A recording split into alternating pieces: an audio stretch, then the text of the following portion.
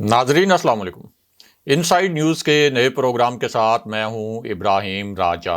और आज हम बात करेंगे कि लंदन में मियां नवाज शरीफ से किस शख्सियत की मुलाकात हुई, इस मुलाकात के बाद क्या बड़े इंकशाफात किए गए हैं, इस मुलाकात में एक बहुत बड़ी डील के मुतल्लिक क्या दावा किया गया, पिछले 72 घंटे में लंदन में क्या कुछ होता रहा, शहबाज शरीफ ने रावलपिंडी में यानी ताकतवर हलकों के शहर में और फैसला साज हलकों के शहर में क्या नई गेम चलाई, इस गेम के मुतल्लिक वज़ीर आज़म इमरान खान को क्या इंटेलिजेंस इतलात मिली और इन इतलात पर वज़ीर आज़म इमरान खान को क्या एक्शन लेना पड़ा।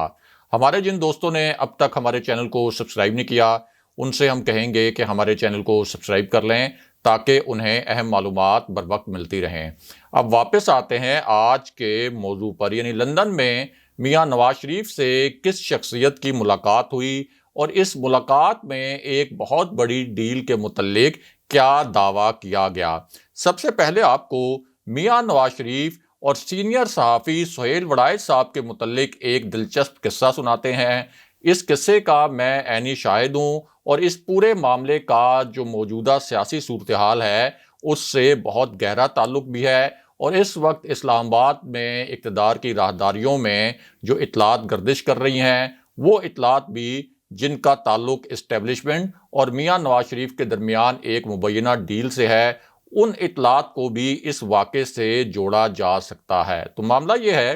कि मियां नवाज शरीफ जब वज़ीर आज़म थे तो वो एक आलमी कॉन्फ्रेंस में शरीक थे और सुहेल वड़ाइच साहब और मुझ समेत कोई 10 के करीब पाकिस्तानी सहाफ़ी इस कॉन्फ्रेंस की कवरेज कर रहे थे। अब चूंकि उस वक्त नवाज शरीफ वज़ीर आज़म थे तो उनका जो खिताब था उस हवाले से पाकिस्तानी सहाफ़ियों ने मियां नवाज शरीफ से कुछ सवालात किए और ये एक ऐसा वक्त था जब मियां नवाज शरीफ के ऊपर पैनामा केस चल रहा था, सुप्रीम कोर्ट में उस केस की हियरिंग हो रही थी, अदालत उज़्मा में उस केस की समाअत हो रही थी, लेकिन अभी तक इस केस का फैसला नहीं आया था और मियां नवाज शरीफ वज़ीर आज़म के तौर पर इस कॉन्फ्रेंस में शिरकत के लिए बैरून मुल्क गए थे।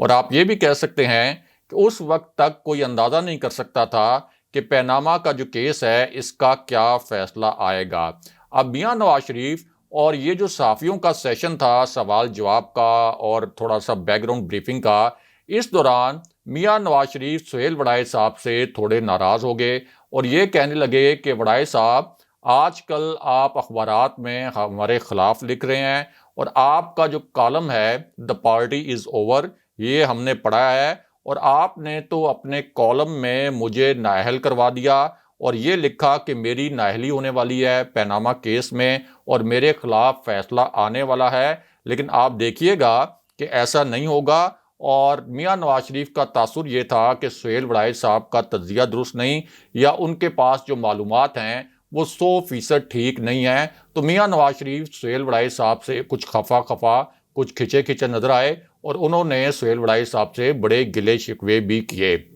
अब सुहेल वड़ाइच साहब ने और दीगर सहाफ़ियों ने मियां नवाज शरीफ को ये बताया कि ज़ाहिर है कि सहाफ़ियों के अपने ज़राए होते हैं, सहाफ़ी मुख्तलिफ ब्रीफिंग्स अटेंड करते हैं, मुख्तलिफ लोगों से मिलते हैं, हुकूमती रहनुमाओं से भी मिलते हैं, अपोजिशन के रहनुमाओं से भी मिलते हैं, अहम हलकों के जो ज़राए होते हैं या अहम हलकों से ताल्लुक़ रखने वाले जो ऑफिशल्स हैं उनसे भी मिलते हैं। तो इस तरह से ये जो तमाम अहम हलके हैं आप उनकी पल्स चेक कर लेते हैं, उनकी नब्ज़ चेक कर लेते हैं, उनकी बातचीत से अंदाज़ा कर लेते हैं कि कौन क्या सोच रहा है और अंदर खाने इस वक्त किस किस्म की कोई गेम चल रही है। तो मियां नवाज शरीफ को ये समझाने की कोशिश की गई कि सहाफ़ियों के अपने ज़राए होते हैं और ज़ाहिर है कि सहाफ़ी जब अपने ज़राए से कोई ख़बर फाइल करता है और कोई ख़बर सामने लेके आता है तो वो कभी किसी एक फ़रीक के लिए तल्ख़ हो सकती है, कभी दूसरे फ़रीक के लिए तल्ख़ हो सकती है, लेकिन बहरहाल सहाफ़ी को हक़ाइक़ रिपोर्ट करना होते हैं। लेकिन उसके बाद हुआ क्या कि मियां नवाज शरीफ सुहेल वड़ाइच साहब से इस कॉलम पर नाराज़ तो हो गए,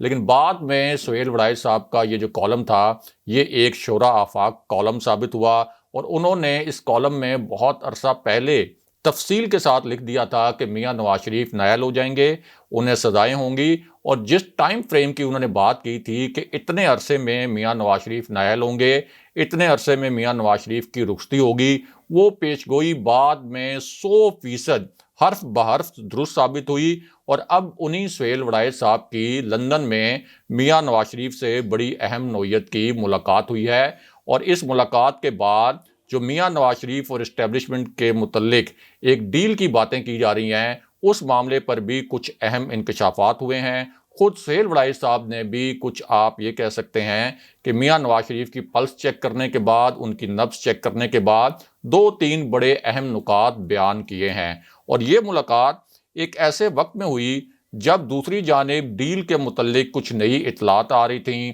یعنی میاں نواز شریف اور پاکستان کے طاقتور حلقوں کے درمیان ایک مبینہ ڈیل کے حوالے سے اب کچھ نئے دعوے کیے جا رہے ہیں، اور کچھ نئی اطلاعات اسلام آباد میں اقتدار کی راہداریوں میں گردش کر رہی ہیں، اور ان افواہوں کا زور بھی بہت زیادہ ہے۔ اور اس میں سب سے بڑی بات یہ کی جا رہی ہے کہ اسلام آباد میں اس وقت اقتدار کی جو راہداریاں ہیں، یہاں -1 فارمولے کی گونج ہے، یعنی مائنس وزیر اعظم مائنس عمران خان فارمولے کی گونج ہے، اور اس فارمولے کے متعلق یہ کہا جا رہا ہے کہ ایک تحریک عدم اعتماد لائی جائے گی، لیکن اس تحریک عدم اعتماد کا مقصد تحریک انصاف کی حکومت کو رخصت کرنا نہیں ہوگا، اس تحریک عدم اعتماد کا مقصد صرف اور صرف وزیر اعظم عمران خان کو رخصت کرنا ہوگا۔ یہ دعویٰ کیا گیا کہ اسٹیبلشمنٹ نے اس تحریک عدم اعتماد کے لیے گرین سگنل دے دیا ہے۔ پیپلز پارٹی نے اس معاملے پر مسلم لیگ نون کو اس سے پہلے بھی تجاویز دی تھیں، لیکن مسلم لیگ نون اس بات پر یقین کرنے کے لیے تیار نہیں تھی کہ اسٹیبلشمنٹ کو اس قسم کا گرین سگنل پیپلز پارٹی کو دے سکتی ہے، اور مسلم لیگ نون کا ماننا یہ تھا کہ چونکہ پیپلز پارٹی خود پارلیمنٹ سے استعفے نہیں دینا چاہتی، تو وہ استعفوں والے آپشن سے بچنے کے لیے یہ ہمیں تحریک عدم اعتماد والے آپشن اختیار کرنے کے مشورے دے رہی ہے، لیکن حقیقت میں مسلم لیگ نون کا خیال یہ تھا کہ تحریک عدم اعتماد کے لیے نمبر پورے نہیں ہوں گے۔ تو اب جو مائنس عمران خان فارمولے کی گونج ہے، اس میں کہا یہ جا رہا ہے کہ تحریک عدم اعتماد آئے،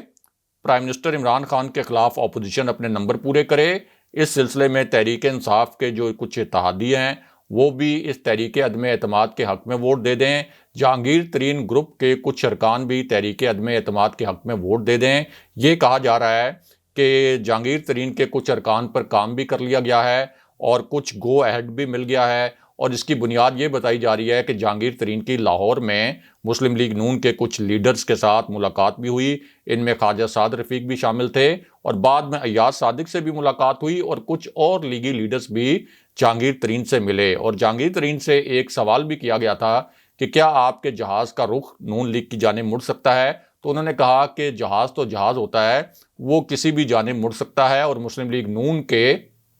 جو لیڈرز ہیں ان کے ساتھ میری پرانی دوستیاں ہیں، یہ اب بھی قائم ہیں اور مستقبل میں بھی قائم رہیں گی۔ تو اس بنیاد پر یہ دعویٰ بھی کیا گیا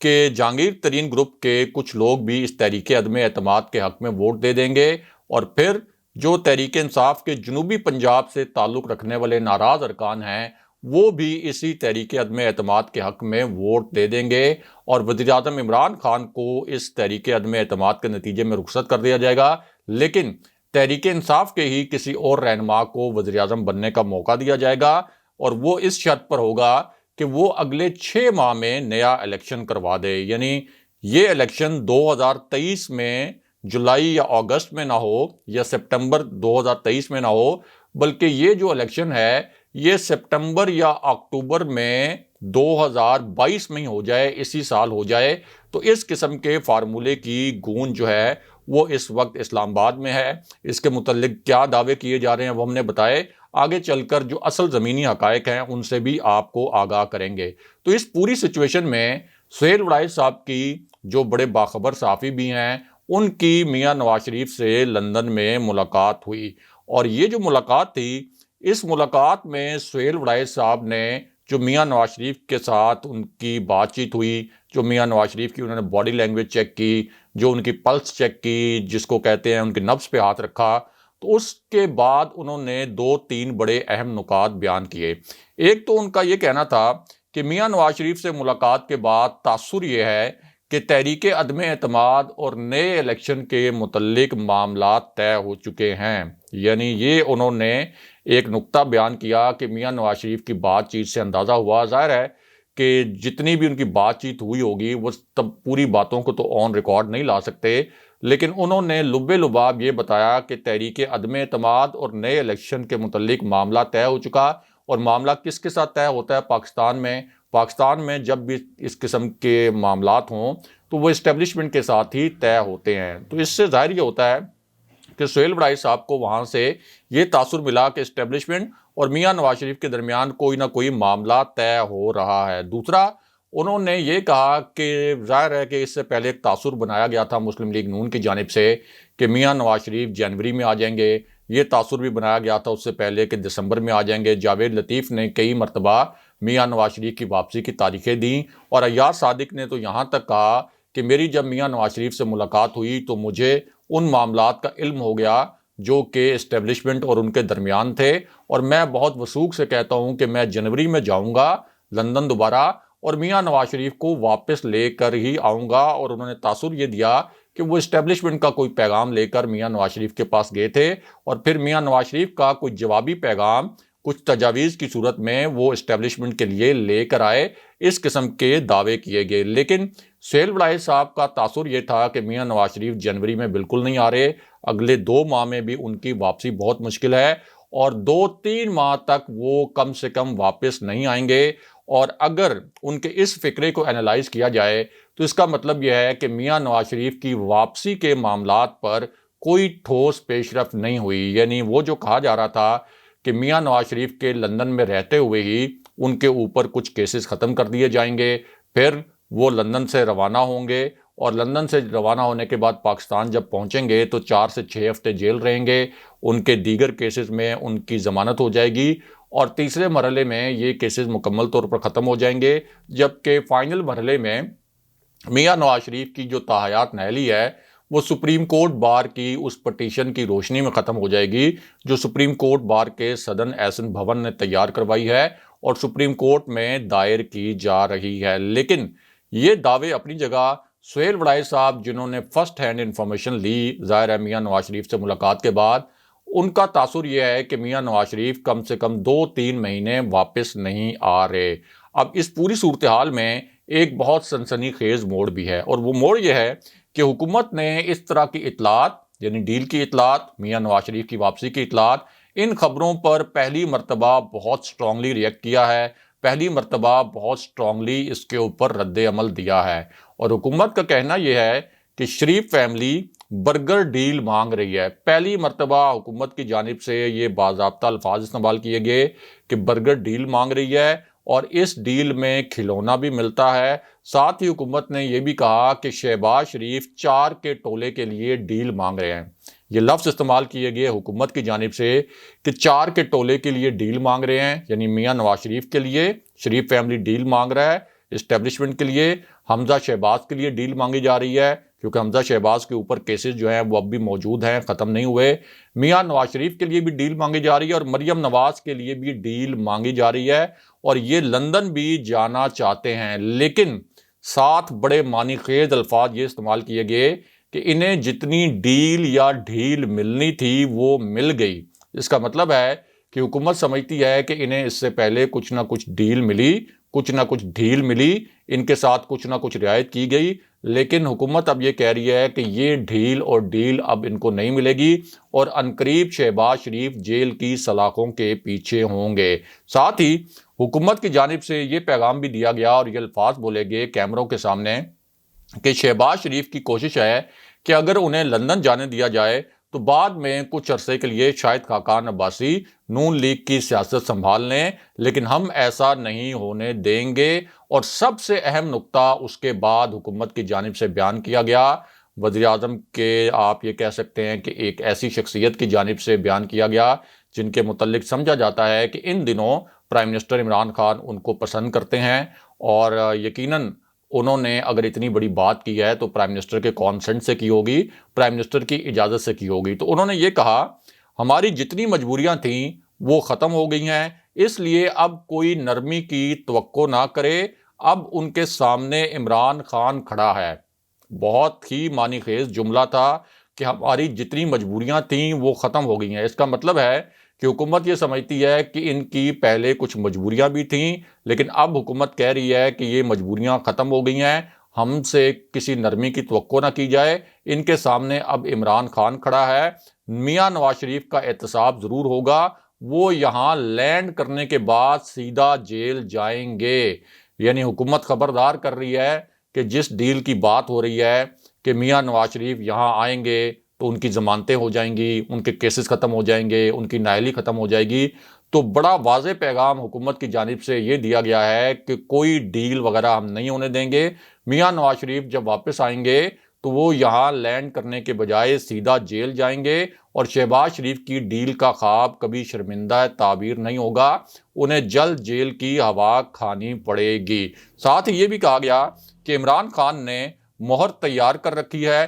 جو میاں نواز شریف کے وارنٹ گرفتاری پر لگے گی، اور سب سن لیں، احتساب ہوگا، ضرور ہوگا، اوچھے ہتھ کنڈوں سے ان کی جان چھوٹنے والی نہیں ہے۔ لیکن بات یہاں ختم نہیں ہوئی، بلکہ ایک اور طاقتور شخصیت نے بھی کچھ دھماکہ خیز انکشافات کیے ہیں، اور یہ جو اس سے پہلے ہم نے نکات آپ کو بتائے، یہ نکات تمام شہباز گل نے کیمروں کے سامنے ایک بڑی دھواں دار پریس کانفرنس کرتے ہوئے بیان کیے تھے۔ لیکن اب ایک اور شخصیت جو بہت طاقتور شخصیت مانی جاتی ہے، اس نے بھی اسی مبینہ ڈیل کے حوالے سے کچھ انکشافات کیے ہیں۔ یہ ایک ایسی شخصیت ہے جو اسٹیبلشمنٹ کے بھی بہت قریب ہے، پاکستان کے فیصلہ ساز حلقوں کے بہت قریب ہے، اور دوسری جانب پرائم منسٹر عمران خان کے بھی بہت قریب ہے، بہت باخبر شخصیت مانا جاتا ہے، اور اس شخصیت کے متعلق کہا جاتا ہے کہ اس کا ہمیشہ اسٹیبلشمنٹ کی نبض پر ہاتھ ہوتا ہے، اور اسٹیبلشمنٹ کی ایک غیر اعلانیہ ترجمان بھی ہے۔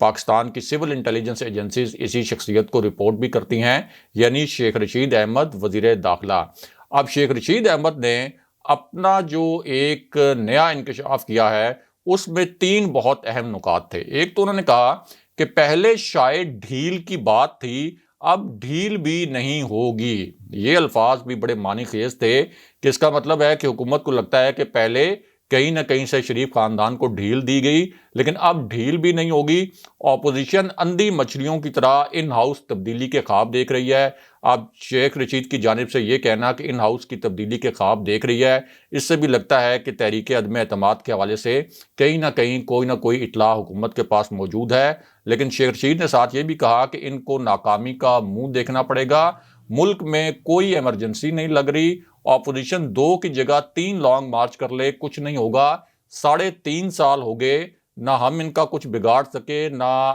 یہ ہمارا کچھ بگاڑ سکے ہیں۔ ساتھ ہی شیخ رشید نے ایک آپ کہہ سکتے ہیں کہ خبردار کرتے ہوئے یہ بھی کہا کہ فائنانس بل کی منظوری کے موقع پر ان کے 12 سے 13 لوگ کم تھے، یعنی اپوزیشن کے دعووں کے باوجود ہم نے اپنی عددی اکثریت ثابت کر دی، تو عدم اعتماد کی تحریک جب یہ لے کے آئیں گے تو اپوزیشن کے 12-13 نہیں بلکہ 26 لوگ کم ہوں گے، اور شہباز شریف اصل میں عمران خان کے لیے کوئی ڈراؤنا نہیں بلکہ سہانا خواب ہیں، اور اپوزیشن کی جانب سے ہمیں کوئی ٹف ٹائم ملتا نظر نہیں آ رہا۔ ساتھ ہی انہوں نے یہ بھی کہا کہ اگلے 3 ماہ حکومت کے لیے بہت اہم ہیں۔ ظاہر ہے کہ یہ سٹیٹمنٹ بھی ان کا بہت اہم تھا، اور پھر انہوں نے کہا کہ اپریل کے بعد حکومت کے لیے حالات ٹھیک ہو جائیں گے اور اپوزیشن شکست کھائے گی۔ نون لیگ بزدلوں کا ایک ٹولہ ہے اور حکومت کے خلاف باتیں کرنے والے چھانگا مانگا کی پیداوار ہیں۔ یہ ساری باتیں شیخ رشید نے ظاہر کی تو از خود تو نہیں کی، پرائم منسٹر عمران خان کے کانسنٹ سے کی ہوں گی۔